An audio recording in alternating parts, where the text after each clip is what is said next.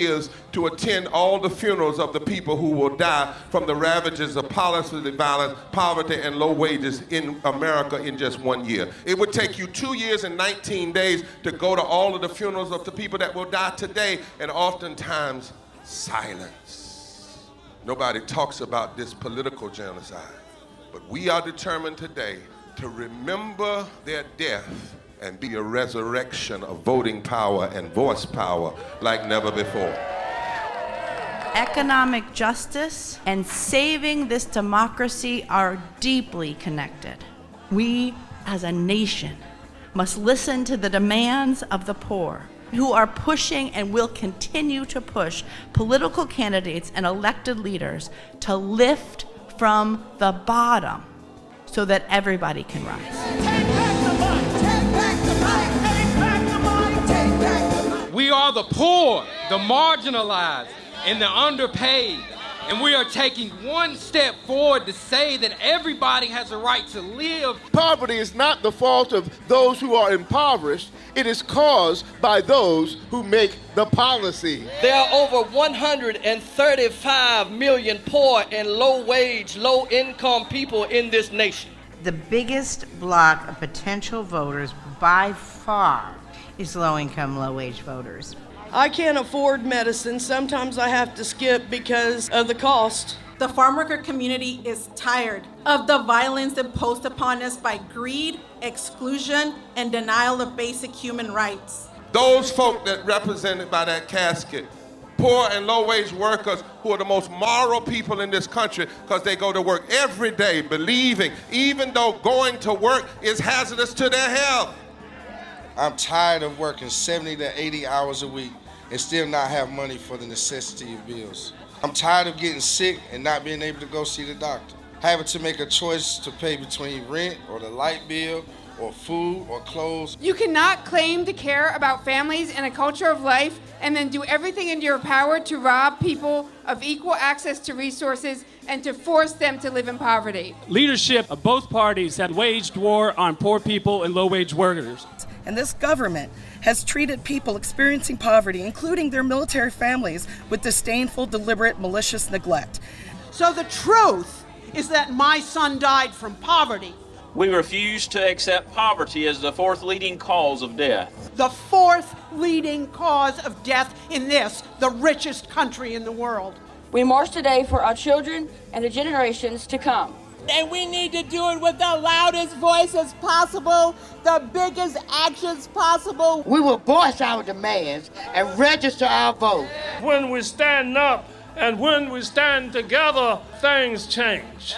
There is the electorate that is, and then there is the electorate that should be. 34 million eligible poor and low-income voters did not vote in 2016. If just 20% of those voters in swing states were mobilized around an agenda, they could change the political outcome of every election. So we're launching the most massive voter mobilization and turnout campaign in history of poor and low-wage voters, allies, and religious leaders.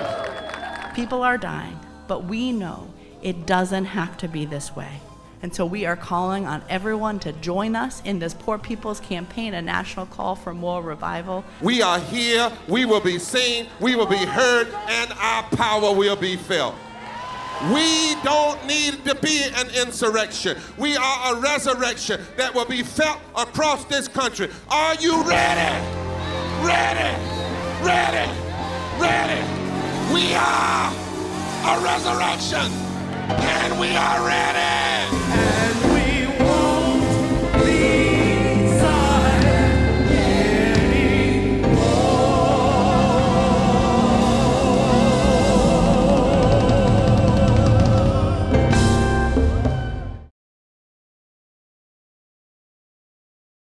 Welcome. I am Reverend Dr. Hannah R. Broom, Director of Religious Affairs for Repairs of the Breach.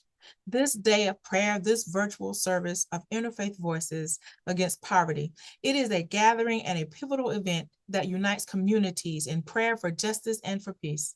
It brings together individuals from all walks of life to address and pray over a comprehensive 17-point agenda. This agenda advocating for sweeping reforms across various sectors of society. It is a powerful tool to confront and dismantle the structures that perpetuate poverty, inequality, and injustice. This virtual event, to be broadcast on the Repairers of the Breach website, is a call for participation from across the nation and beyond. It provides a platform for a diverse range of voices, from faith leaders to individuals directly impacted by the issues at hand. By uniting in prayer and reflection, participants will lend their spiritual and moral support to an ambitious agenda that includes advocating for a living wage, comprehensive and affordable health care for all, enhanced voting rights, and an end to violence and systemic discrimination. The purpose of this day is multifaceted. By incorporating prayers and reflection from diverse sectors, the event amplifies the urgent need for change, ensuring that these critical issues resonates in the public square as we approach the mass poor people and low-wage workers assembly and moral march on Washington and DC and to the polls on June 29th.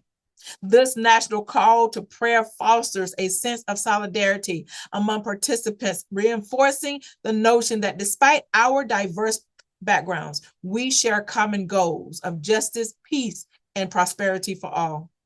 This event, this virtual prayer service, serves as a moral and a spiritual mobilization that prepares and inspires attendees for the upcoming Mass Poor People and Low-Wage Workers Assembly and Moral March on Washington. It energizes a nationwide movement to advocate for these transformative policies.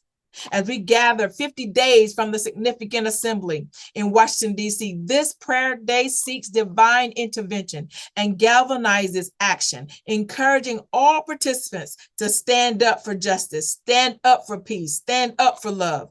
It is a day to reflect on our shared responsibilities and commit to the collective action needed to bring about meaningful societal change. Your voice in this initiative is pivotal and it is essential. As we move forward, let us all join in this spiritual invocation for empowerment, guided by faith and driven by a relentless pursuit of equality and dignity for every individual. Forward together and not one step back.